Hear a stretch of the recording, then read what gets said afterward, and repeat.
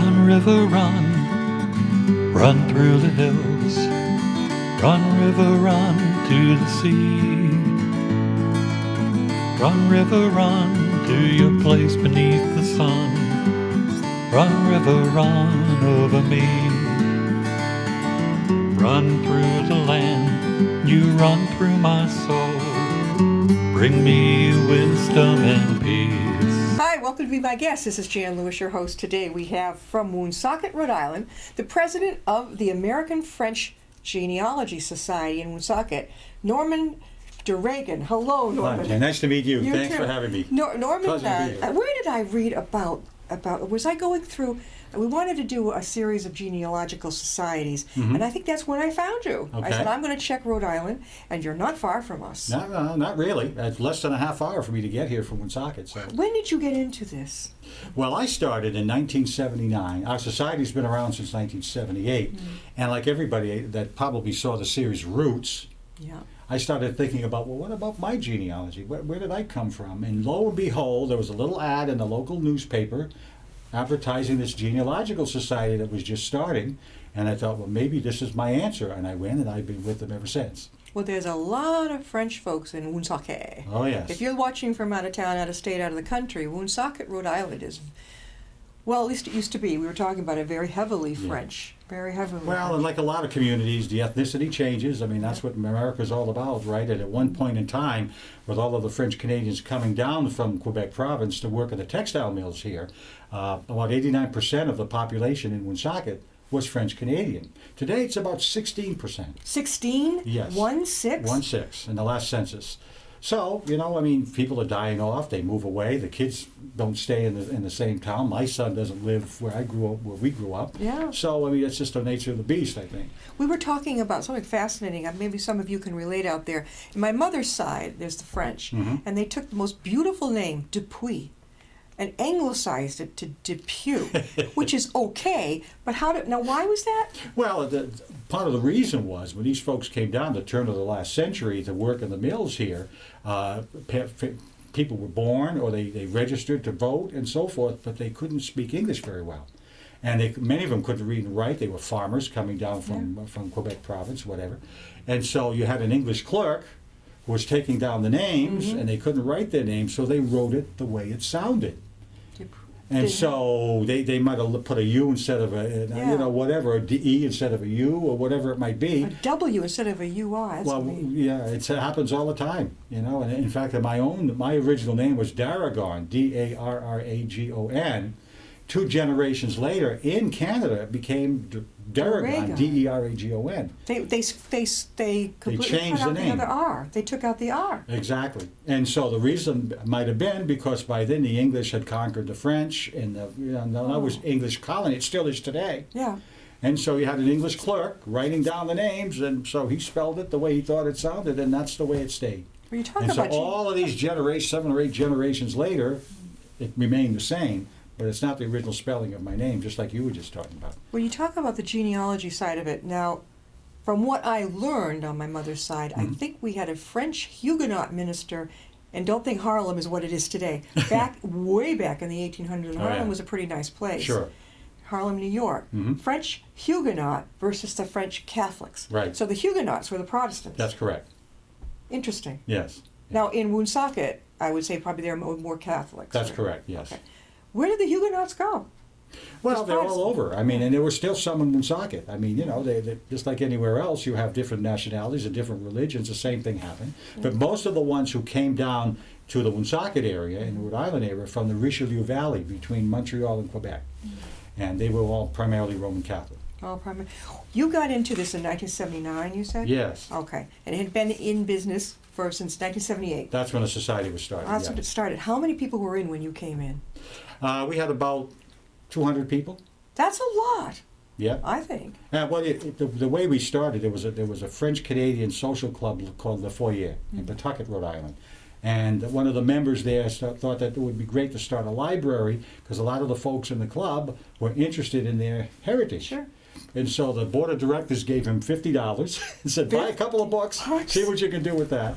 And they knew quickly that they couldn't keep going back to the board of directors to ask for more money, so they started their own little society called now the American French Genealogical Society, had memberships so they could get the funds to buy the books to grow the organization. And today we have 1,300 members worldwide. 1,300 worldwide. Exactly. About 60% are in Rhode Island, Massachusetts, Connecticut, but the rest are across Canada, Europe, the Middle East. What about in France? We have some in France, not that many, actually. Odd. And we have a lady in Australia. Australia. Doesn't get to the library very often, though. This little magazine he brought with me. Now, this is your group magazine? This is our quarterly magazine, and it's called Je me souviens. And Je me souviens it means I remember. I remember. And it's also the motto for the Quebec province. I like the different people you have in here. Pierre Rondeau, Dennis That's Rondeau. Boudreau, yes. Boudreau. He's one of the past presidents of the society. He writes a little column. From the round table. Yeah. And then you had, I think I saw somebody here with the bookie. Yes, he's our librarian. Hey, oh, I love this. And people could just take different. How did you get to be president? So, what year did you become? About 5 years ago. 5 years ago? Yes, and I was just a member doing research like everybody else, and I ended up joining the board of directors and was a secretary for a while, and the vice president, and just moved up. And that was it. That's it. So when you went the first time, what was your feeling? Did you feel like, gee, I like it here, or I'm a little bit nervous? Well, it was at the La Folla Club, and Where's that? That's in Pawtucket, Rhode Island. It's now closed. It's now a defunct organization. But they rented out the hall for weddings and receptions and that sort of thing. So, but on Tuesday nights, the Genealogical Society took it over. And it was like no other library I've ever been to before. I mean, everybody sat around on round tables, because don't forget they rented it out for receptions and all. And so every time somebody found a new relative when they were researching, they had a school bell and they would ring the bell. Really? It was pretty interesting. It's almost like when the Rotary groups meet. I've spoken there. They have a exactly. Yeah, it's kind of the same idea. The same idea. Same idea. So, and it was very. It wasn't a shh. Can't say anything. It was very social in nature. And so that's how we got started, and we grew from there.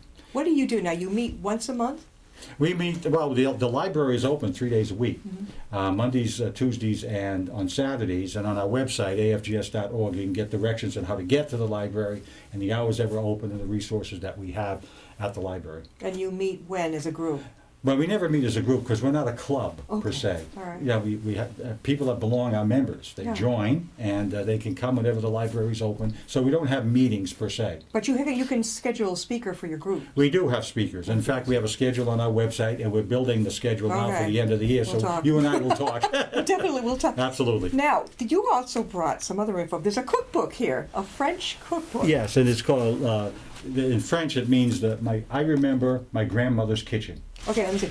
Je me souviens la cuisine de la grand-mère. Yeah. And in here are 700 recipes of all sorts, from soups to meals to desserts, and they were all submitted by our members who remember recipes from their grandmother and submitted to us. And so we published this book based on that. And this is in our 4th printing, and we've sold thousands of these books. They're very popular at the holidays for stocking stuffing. Oh, I would. Yeah. Do you ever go to craft fairs and things like this? Any place we go, we always take some of these books with us, and if people are interested in finding out more about the contents, go to our website. It'll tell you what's in there, the different recipes and so forth, and you can actually order one online if you'd like. Oh, I see the last names of the people. Very French. Oh yes. Oh, I had a person whose last name meat was pies, tourtière, French meat pies. Cookie cheesecake squares. You leave out the cheese. Date and nut bread, cornbread. Absolutely. Coq au vin. There's something for everybody in that book. Coq au vin, that would mean chicken in wine. Yes. Canadian coq au vin. Ooh, okay, there's a difference there. I guess there is. I'm not a chef. I'm not a cook. I don't know. I but, love the French part. If you can speak a little bit of French, it's... Yeah. Now, so it's written in English. It's not in French, so people need to know that. Traditional French Canadian recipes. Yes. I wonder if they brought them over from France. Well, they might have. They were handed down from people in the family. The folks who submitted these recipes probably got them from their parents, or maybe Meme, the grandma. The grandma. And exactly. So that's supposedly, or it could have been somebody's own recipe, but the ones that we thought were good, we kept them, and pretty popular. We are talking with Norman Deragon, and he's the president of the Woonsocket branch of the American French Genealogical Society. And he says every family has a story. Do you know yours? Mm-hmm. The American French Genealogical Society. When somebody comes in Yes. and they'd like to join, Yes. what if they know nada about it, but they want to find out? Well, we always have staff on hand. We're an all-volunteer organization. No one is paid. From the president on down, everybody volunteers to help. We always have staff people that will meet with a new person coming in, show them where the resource books are, help them get started. There's a thing called a 5-generation chart that you start with yourself, and you go back with the parentage, your parents, your grandparents, your great-grandparents, and so forth. Help you go as far back as you can go. And we have 10,000 books in our library. We have all of the birth, death, and marriage records for every parish in Quebec and beyond. Yeah. And we have access on our computers to census records from all the states in New England and other states as well, federal census as well, so that people can go in and try to find that evasive ancestor. So in my case, where they anglicized the name, Mm-hmm. would I be better served going for the original or going for the anglicized? Well, you're going to start with yourself and your parents and go back, and eventually you go back 2 or 3 generations, you'll get the original spelling, most likely. I have the original, Yeah. but that's when they changed it. Well, that's right, but your name is spelled the way it's spelled today, and it's not Well, I the have my same. father's name. This Right. is on my mother's side. Yeah, And they okay. seem to be the most mysterious side. My father's loaded with Scott. Hmm. Yeah, I could probably buy Scotland with everything he's got. But Okay. so you can actually help the person and guide Absolutely. them. And there's somebody that now. Where are you located again? We're on Earl Street in Woonsocket. If anybody knows the city of Woonsocket, it's off Social Street, which is one of the main drags in the city. And we're in a former church building. Actually, when we moved to Woonsocket from Pawtucket, we were renting space in the lower level of the First Universalist Church there in Woonsocket. Oh yeah. And but in 2007, the congregation folded because they didn't just have enough members, and we had the right of first refusal to purchase the building. Yeah. So we went from 3,000 square feet to 19,000 square feet on 3 floors. Yeah. And, we thought we're never going to fill this space, and now we're using every square inch of that space just about. Now, is everybody? You don't have to live in Woonsocket. Of course not. Where do the people come in from? Well, they come in from anywhere. We have, anytime you can go into our parking lot, you'll see an out-of-state plate. From Maine, New Hampshire, Canada. Right here in Mass. Yeah, Massachusetts. We have a lot of members in You're Massachusetts. only about half an hour from us. That's right. That's right. Right over like 122. Take 120 through right into Woonsocket. Right into Woonsocket. We were sharing about earlier. There's a fantastic I call it Sally's Boutique, Salvation Army thrift shop, and I'm telling you, their whole 3rd floor is dedicated to furniture, which is in great shape. A lot of it. Sure. I remember when I was single or whatever, just starting out, I load it up, put it on top of my thing, and go and furnish your apartment. There you He go. said, "Where did you shop?" I said, "Come with me." Yeah. Beautiful, and it's big, it's huge. Yeah. But that's Social Street, isn't it? No, well, that's North Main Street, not right near Social Street, but it's But it's at the- right around the corner. Okay, it's on a corner, like Yes. the lights in a corner. Social Street goes into Main Street, and then if you take it, well, you don't have to give it, but it's Yeah. it's right around the corner, and the Salvation Army store is right there. Now they may have moved from the time that I'm not sure. They're huge, as I know. Well, it's a big place. Norman, where did you hail from originally? Pawtucket, Rhode Island. You were in Pawtucket. Yes. And did you go to college around here? I went to college at Bryant University. At Brown. What Bryant. did you? Bryant. Bryant. Yes. What did you major in? Management Uh-huh. and marketing. And what did you do after that? I worked in broadcasting Yeah. for about 20 years. Yeah. I was a radio guy. Now, this is interesting because I've just met him, and we find out that he was in radio, and I was telling him my father was too. And then I started for a little while. What made you get interested in radio? I was interested in radio when I was 13 years old. Yeah. I just, I was fascinated by this voice coming out of the radio and how did it work and all of that. And I was interested all through college and high school. And Did you do the college radio station? I did not. I went into the Air Force out of high school, and did 3 years in Armed Forces Radio in the Philippines at Clark Air Base. And when I came out, I went to school on the GI Bill, but was working full-time in radio in Providence and in Attleboro, Massachusetts, and Fall River and other states. When did you start? What year in Providence? I started in Providence in 1968, WPRO? FM. when it was a FM. beautiful music station, not the rock and roll station it is today. I It was a listened. Mantovani. And, I listened to, whatever. it's so sad about Buddy C. Oh, yes. We lost a good guy. I know a lot happened with Buddy, and only in America You've can got a pretty somebody, colorful guy. somebody was putting the pen come back and have a radio show, Right. but Well, he always used to say he was locked in a federally funded gated community. Yes. Yeah.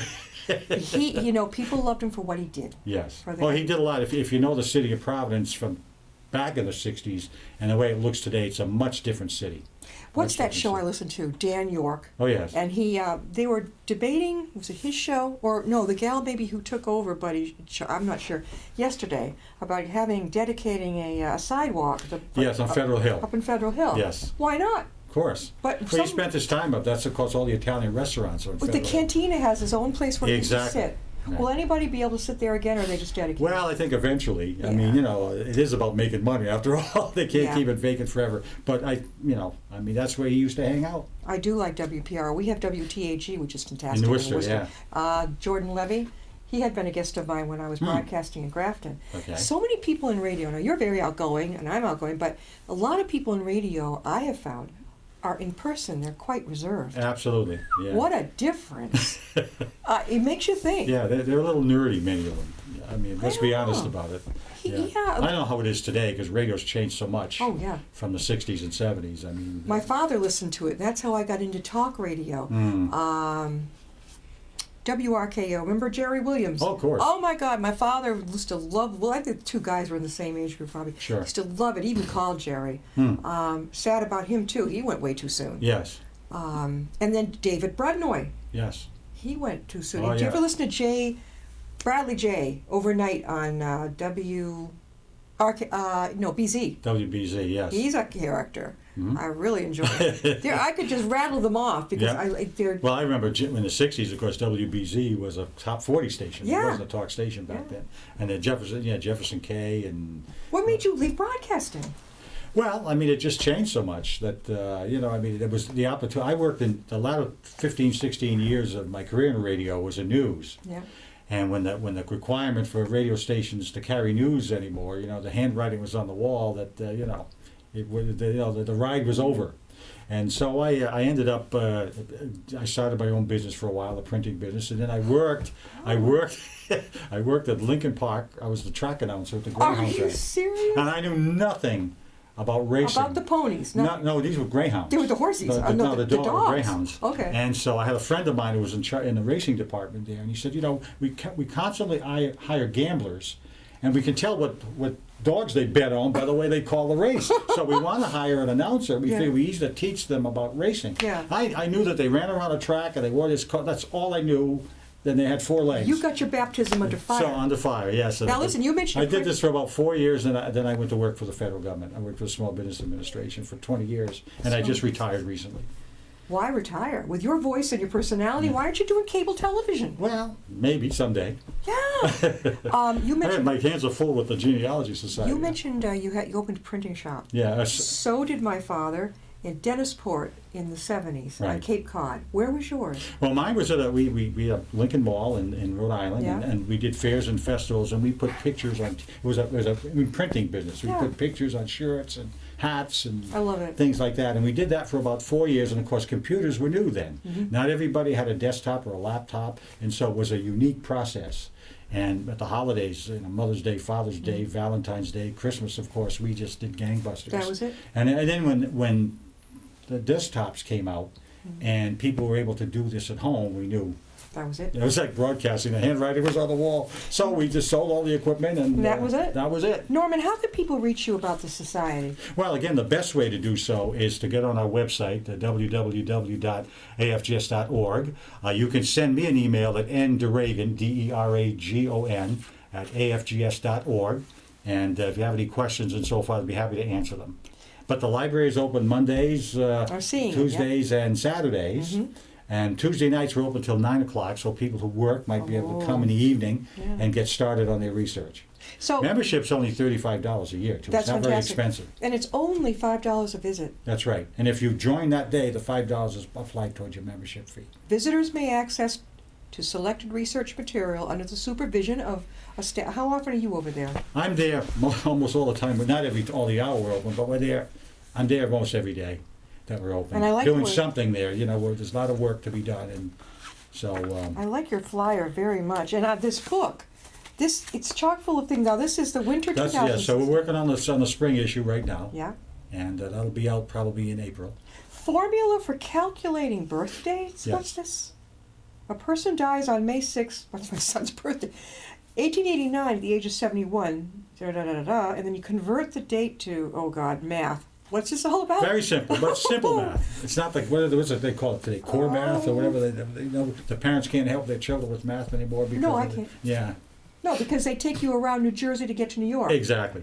Instead of just 2 minus 1 is 1. It's like, no, you go up here to get here and under here to get... Right. Why?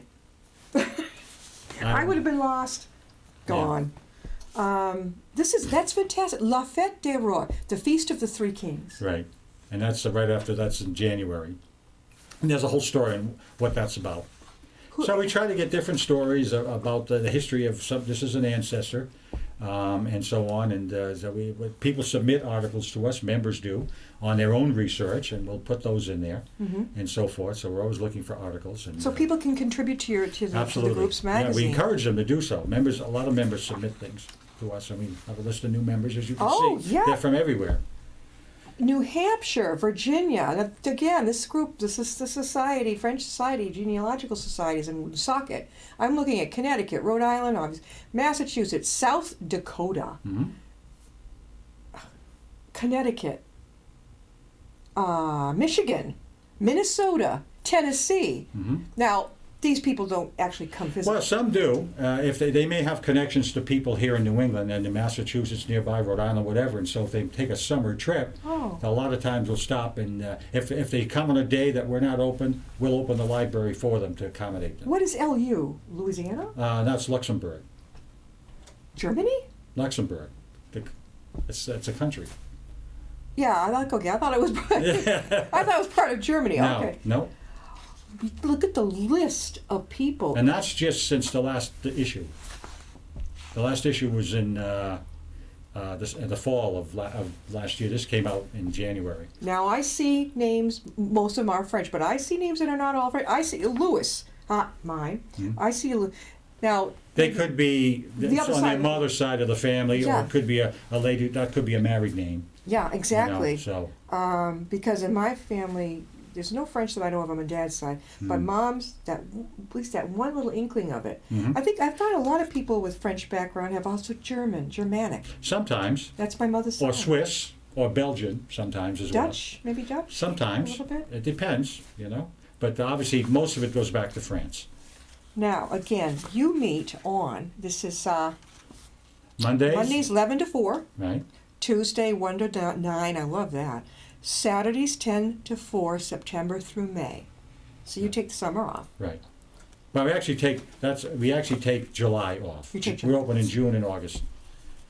It's a nonprofit organization and collects, preserves, and publishes cultural, genealogical, historical, and biographical material primarily about Americans of French and French Canadian descent, but also has research holdings about Native American nations and other nationalities. I have also found that many French people have American Indian background. Correct, yeah. What is that all about? Well, because unlike here in the United States, the French that came from France to Canada was a very different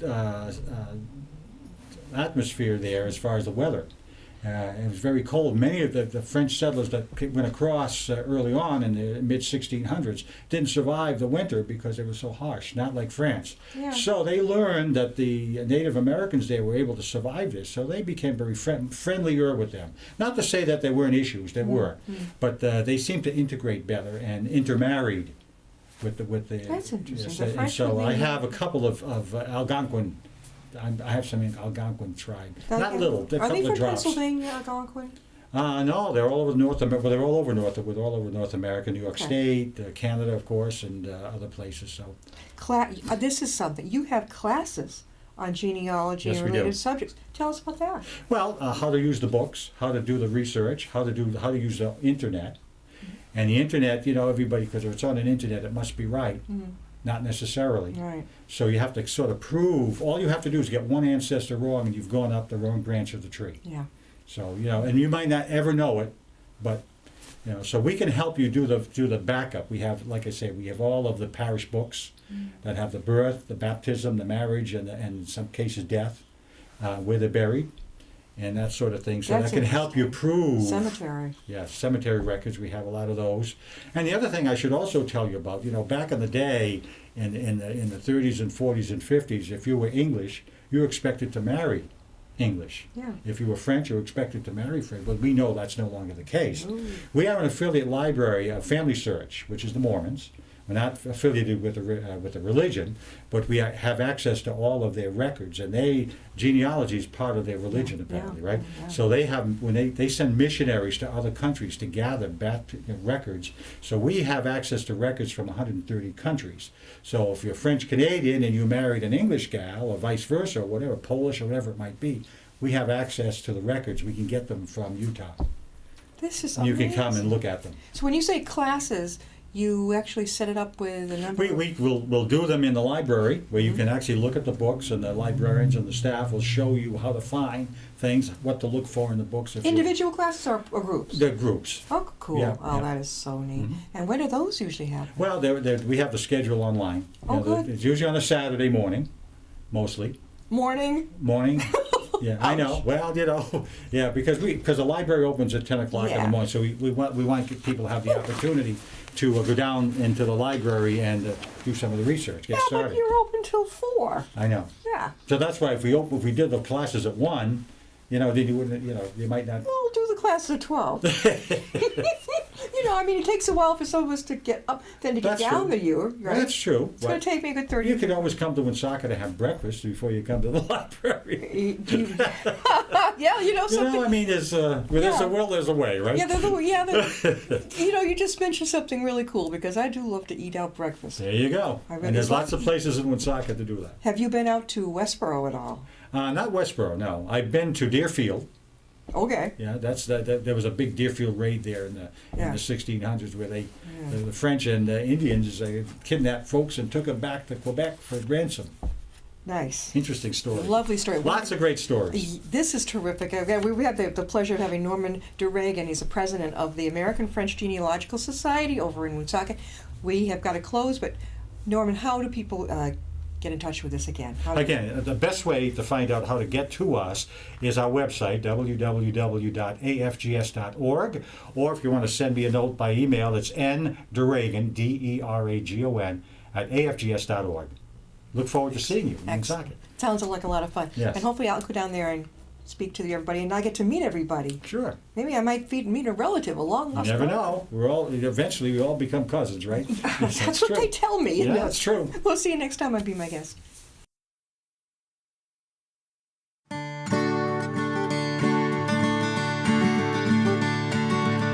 Run, river, run, run through the hills. Run, river, run to the sea. Run, river, run to your place beneath the sun. Run, river, run over me.